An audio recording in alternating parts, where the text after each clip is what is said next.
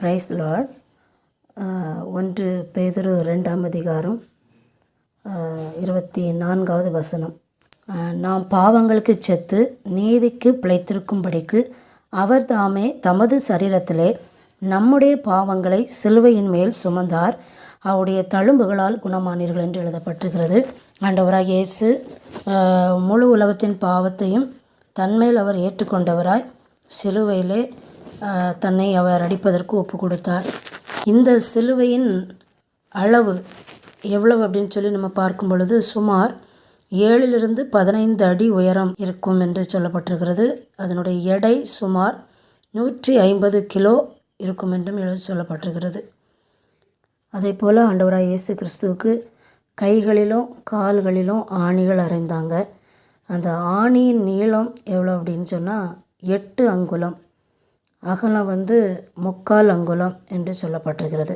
இயேசுவின் உயரம் எவ்வளவு அப்படின்னா சுமார் 5 அடி 11 அங்குலம்.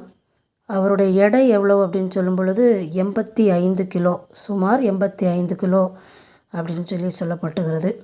அது மாத்திரமல்ல, அவர் அந்த எருசலேம் நகர வீதியில் நடந்து வந்தபோது 3 முறை தடுமாறி விழுந்திருக்கிறார். யோவான் 19:28 சொன்னபடி அவர் தாகத்தினால நான் தாகமாக இருக்கிறேன் என்று அவர் சொல்லுகிறார். 17 மணி நேரம் தண்ணீர் இல்லாமல் தாகத்தால் அவதிப்பட்டிருக்கிறார். அவருடைய சரீரத்தில் சுமார் 5480 காயங்கள் இருந்தன அப்படின்னு சொல்லப்பட்டுகிறது.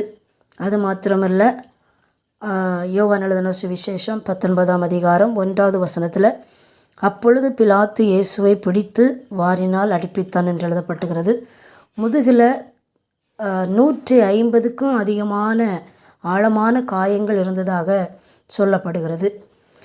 அவருடைய தலையில் முட்கிரீடம் வைக்கும் பொழுது அவருடைய தலையை கிழித்து 17 முட்கள் உள்ளே சென்றன என்றும் சொல்லப்படுகிறது. அது மட்டுமல்ல, அவருடைய உடலில் இருந்து 6.5 லிட்டர் இரத்தம் கசிந்தது என்று சொல்லப்படுகிறது. அது மாத்திரமல்ல, அந்த எருசலேம் நகர வீதியில் அவரை இழுத்து கொண்டு வரும் பொழுது 350 போர் சேவகர்கள், 50 குதிரை வீரர்கள் அவரை இழுத்து சென்றிருக்கிறாங்க.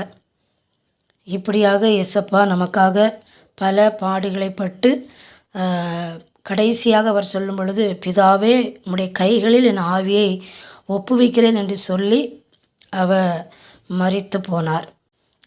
அவர் மரித்ததற்கு மருத்துவராகிய லூக்கா சான்றிதழ் வழங்கினார் என்று சொல்லப்படுகிறது.